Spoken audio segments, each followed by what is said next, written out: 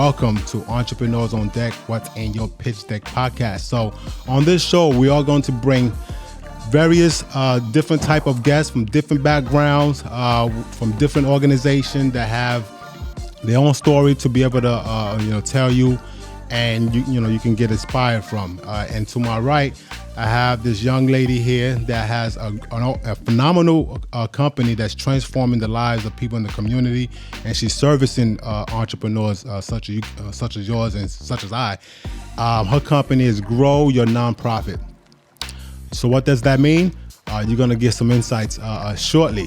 So with that being said, this is our first episode on becoming an entrepreneur, what it takes, and what does it mean to be an entrepreneur. Automatically, if you weren't already, automatically as an entrepreneur, you are a leader. And as a leader, you have to be educating yourself on a day-to-day basis for the rest of your life, because things change, opportunities are new, and you have to stay ahead of the curve and be a part of that structure, because if you're not doing that, then you're going to do yourself a disservice, not only for yourself, for your company, and for the people that actually works for you. So the beginning journey of your entrepreneurship, where are you? Where do you want to go? Do you have a job when you start out, or are you still working and hoping one day you'll make enough money with your side business to become a true entrepreneur? Or maybe you're the entrepreneur that creates multiple streams of income, and you somehow take advantage of all these opportunities to make money. I like to consider myself as a lifestyle entrepreneur. What does that mean? A lifestyle entrepreneur. I think that's the guy that's really, he may have his own business, he may have several business, but he has that freedom where he has system that's working for him, and he has assistants, executive assistants. He has people that's handling his core business, but at the same time is able to be out there. He's involved in real estate. He's involved in helping the community, et cetera, et cetera.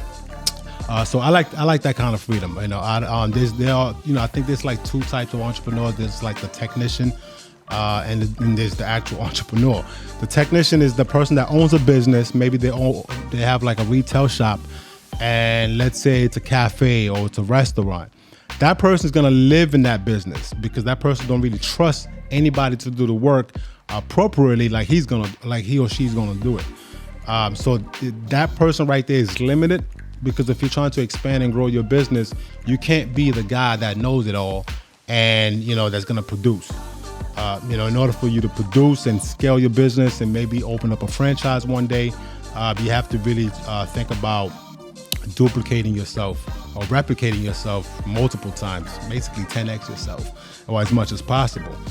So I know my guest have a lot of ideas, has her own story that she's going to be able to put out there for you guys. So I'm going to introduce her. Her name is Tamika Seaton. She has the company called Grow Your Nonprofit. And welcome to the show. Well, thank you very much, Wes. Thank you for having me. All right. Well, I thank you for being here. And I am in this wonderful studio podcast. And by the way, not only the person on my right is my guest, but she's actually the owner of this wonderful podcast studio that you're seeing right now. So talk to me before you go into as far as why you decided to create a podcast, a studio, but talk to me about your business and what drove you to doing that. Okay, so Grow Your Nonprofit helps small startup and stagnant nonprofits. So startup, that's that nonprofit who is new. They just received their IRS determination letter. They're ready to go, but they don't quite understand how to run their nonprofit business, or someone who wants to start a nonprofit and they need assistance with the paperwork and how to run a nonprofit, how to host a board meeting. So we help them with that, strategic planning, fundraising strategies, virtual and live events as well. So how did I get started? Well, I kind of fell into nonprofit. I don't know if there's a such thing as an accident, because there's always destiny. But I just happened to serve on many boards locally, as well as volunteer for a lot of different events. So apparently when you're out there networking, people are watching you. Yes, everybody. So, image is everything, right? You only get 30 seconds to make an impression. People are looking at the way you look, the way you dress, the way you interact with people. Mm-hmm. This is when I lived in Naples. I lived in Naples for 10 years. I'm originally from Los Angeles, and now I reside in Fort Myers. So during my time in Naples, I worked at Collier County Government in transportation planning. We planned the expansion of I-75 bike lanes, sidewalks, all the growth you see in the area. That's actually planned out in a 20-year horizon plan. That's called the long range and short range plan, specifically for Collier County.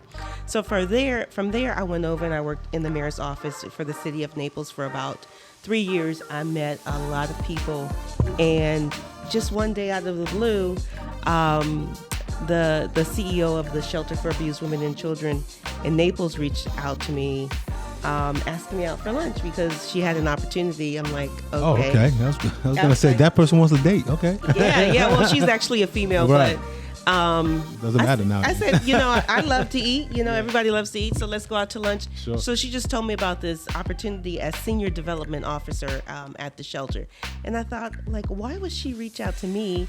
Because I have no fundraising experience. I never worked in the nonprofit, but apparently I was a fundraiser because I was volunteering, raising money for organizations, but I didn't look at myself as a fundraiser. I didn't realize all the connections I was making in the community because it was fun to me. Right. Okay. It was fun. Okay. So it was like, that's where it starts. It has to be fun. Event. It got to the point where I would plan events and grow it and raise more money, and people thought that I worked for that organization, but I was like, no, I'm a volunteer. So make a long story short, they ended up offering me a position, and I left, and people thought I was nuts. They said, well, how could you leave working in the mayor's office because you meet so many politicians. I was hosting delegations from Russia, China, Saudi Arabia, and it was great. But I thought about it. I said, well, what could I do after this? Mayor? No, I don't want to be mayor. So I said, well, this is an opportunity. I don't know where it's going to take me, so I'm a risk taker. So I took a leap of faith. First thing they did was send me to the Indianapolis School of Philanthropy. It's called Lilly. Okay. It's one of the top fundraising schools in the country. So I went there for a week, received my fundraising certificate, got back, and, ran my department. I was in charge of plan giving. That's when you talk to donors to ask them to leave you in their estate plans, their wills, their trusts, that sort of thing. So I was in charge of that program. Also in charge of what's called Gentlemen Against Domestic Violence. That's when men stand together with women as equal partners to end domestic violence, because domestic violence is not just a woman's issue, because most of the time the male is the perpetrator, right? Right. So that was another one of the programs I was in charge in. So the commonality in all those things is everything that I did in my career, I always improved it. I always was able to raise more money. I was always able to improve the program. So from there, I got an opportunity to become a CEO of a free eye clinic. So I ran that clinic for about 2 years, was successful for that. And then I was the CEO of a mental health institution. And after that, the commonality was a continued growing, improving. You kept them morphing. You was yes. Like transforming over and over. Exactly. Growing. Because I'm a problem solver, so I enjoy challenges, right? Because my brain, I always have to be doing something. So after that ended, I just thought about how hard I was working for everyone else. Right. And what was disturbing is that I was working hard for everyone else, but I wasn't in charge of my destiny. They were always in charge of my destiny. They were giving me the reviews. They were in charge of my bonus if I had met or exceeded my goal. Was I making great money? Absolutely. I had great benefits. I had a pension. I had all of the stuff that people, you get so comfortable for. And you won't walk away. And then me being an African-American female, that was very rare, especially in Southwest Florida, to have climbed. Especially in Southwest Florida, period. to have climbed, because oftentimes I was always the only one in the room. Yeah. Mostly always the only one of my kind in the room. And at first it kind of felt uncomfortable, but I knew in order to be successful, I had to get used to feeling uncomfortable. Yes. You felt powerful too. I mean, but think about it. You live in a state where, let's say, it's predominantly a certain thing, and you're the only one of a certain color in that room. Mm-hmm. I feel empowered, actually, knowing that I'm the only one here. Like, why is my people not thinking about elevation or going into different cultures and societies and really seeing how other people are playing the game? Yeah. And just listening to your story, it's like it's almost like entrepreneurship fell on your lap, but at the same time, you was in the process and training along the way to become who are you becoming. Basically, you was becoming. Like that. Yeah. Michelle Obama's book. I was just about to mention that. Yeah, just like Michelle Obama's book, Becoming. Yeah. And I didn't realize it because I enjoyed it. See, that's the thing about becoming an entrepreneur. You should never pursue anything for the money. It should be about the passion, and the money will come. Yeah. So it's a marathon, not a sprint. Yes, and it's true. I think that genuinely, if you're doing it like that, I think the universe automatically blesses you. I think the people that is looking to do something in the art for money, it fizzle out real quick. If you don't have a purpose, if you don't have a passion, if you're not doing it to, help society or the culture or the community, I think at some point you die out and you burn out. But even for my business, I can do it for the next 100 years because my business has to do with service in the community, helping people level up, doing something that they thought they couldn't do. They may have a 5-year, 10-year goal, and I'm able to help them reach that 5-year, 10-year goal within 1 year. And they say, wow, I didn't know we can do it this way. Mm-hmm. And it seems like, you bumped into your purpose without knowing you was bumping into your purpose. Like when you think about prior school or during school before you got into your career, did you think you was going to end up on this side? No way. I went back to school as an adult. I graduated from Hodges University. So for 4 years, I didn't have a life. I went to school evenings, weekends, and all of that. And my kids were really young at the time, too, when I did that. And my goal was just to get a college education and get a good job. Right. That's it. Get a college education and get a good job. But the more and more I worked and the more and more successful I became, I noticed that with my personality, creativity, I'm a change agent. I always want to make things better. That doesn't always sit well with most people because they like the way things are. Yeah, they like the status quo. The status quo. And I kept running into issues because of people, my mindset. Not issues, people. Yeah. So, and that was another thing that was really frustrating. I could never, reach my full potential with someone holding me back, saying that we don't do this here. You don't have to do that. I remember having one manager, because I would dress up in like a 2-piece suit every day, a pantsuit, because if I'm going to work, I'm going to dress up. And he told me, he said, Tamika, you don't have to dress like that. Only if we're going to a meeting, that's the only time you have to dress like that. So I learned pretty quickly that I probably should eventually go out on my own, but I didn't know what that was. So when I left my last position, I took 6 months off. And you know what I did? I actually went to the beach every day. Really? So I said, if pretty soon my money's going to run out, so I probably should start actually looking for another job. That was my first, and that's that safety. Yeah, that's that safety zone. Comfort zone. So I actually was looking for a job, but guess what? No one wanted to hire me because being a prior CEO, they kept asking me, could I take orders or could I take direction? Okay. And I said, yeah. I mean, it's like, that's I don't what have CEO an do ego. Anyway. I said, I don't have an ego, but I just was like people. I guess the way I know who I am and the way people saw me, they perhaps thought that it wouldn't work. So I was like, okay, I'll do my own. So then I said, I'll do marketing. So I did that, but it never took off. And I thought about it. I said, well, I'm really good at nonprofits. I really enjoy nonprofits because nonprofits, they help make a difference in the community and people's lives. So I said, well, let me start by just helping the small nonprofits, because I worked for a small and I worked for like a $7 million nonprofit. And I thank God that I did, because they taught me how to run their nonprofit like a business. Because a lot of people think, oh, it's just a nonprofit, we don't have money. No, it's a business. It's a business. So when you change that mindset, and then I ran a smaller nonprofit, and I was in charge of the operations, the finances, writing the grants, raising the funds, recruiting the volunteers, managing that. I had my organization running so smoothly. I had a waiting list as to people who wanted to volunteer, whereas most organizations, they are begging for volunteers. So I learned the back end of the business side, and I said, oh, nonprofits. So I started off with one client. I had one client, and How did you find that client? Someone introduced me to them at a networking event.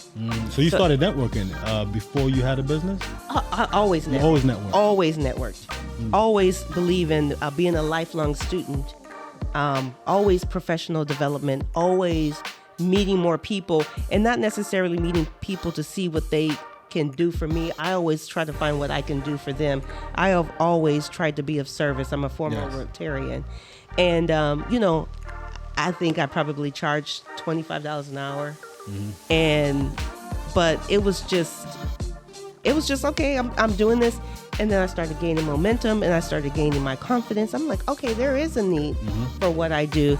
And then from there, it's just started growing. Snowballing. It's just started snowballing. It just started growing, and here we are today. There are no borders. I have a client in Miami, working on one in New York, Ohio, so Naples, Fort Myers, and we just continue to grow. I just brought on a business development person to procure speaking engagements for me, and so forth, so on. So opening this podcast lounge, I wanted one for myself, but I knew I didn't want to do it from home. It would be boring. Right. So having a platform for not only myself, but opening it up to the community and my clients, as well as other nonprofits and other entrepreneurs to record their own podcasts. They don't have to invest in equipment. It's here.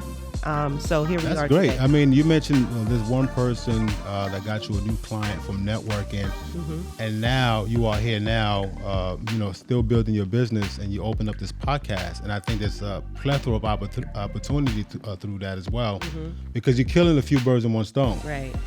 You have people that's going to be coming in, through here, like a revolving door, and that's going to lead to more opportunity. Right. It's going to bring more awareness to not only the podcast, but also more awareness to your business and things like that.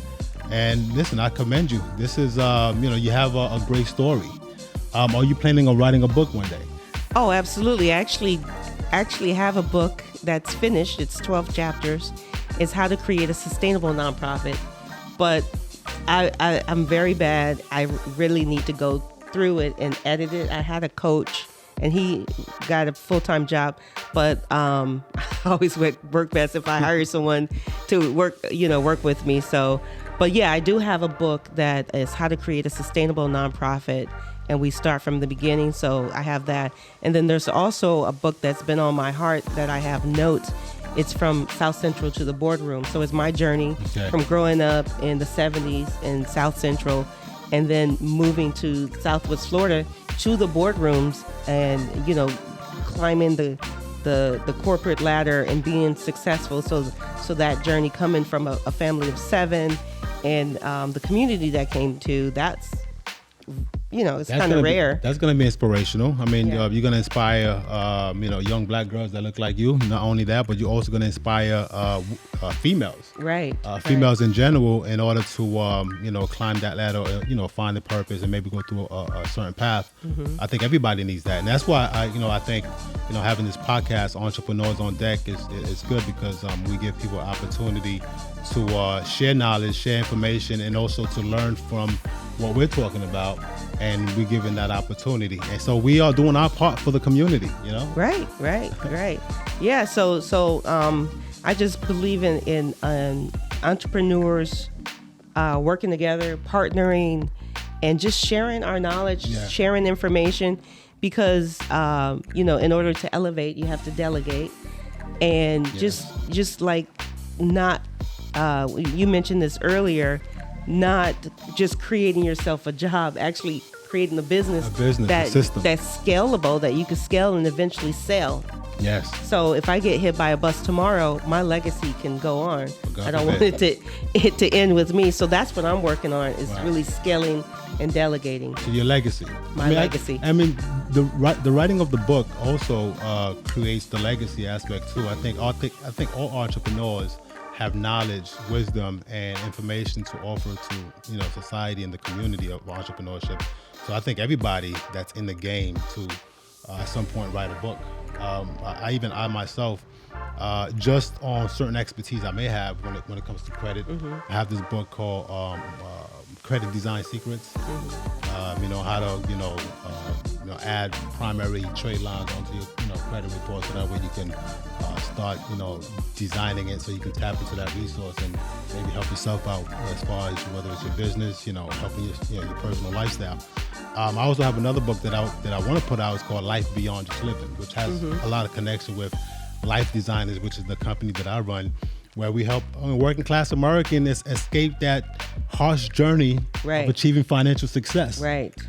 So I think to be able to put information out there into the world, but not only for the world, but if you have kids and they growing up, they have a blueprint of your movement, so they can actually take it where you left off at and continue.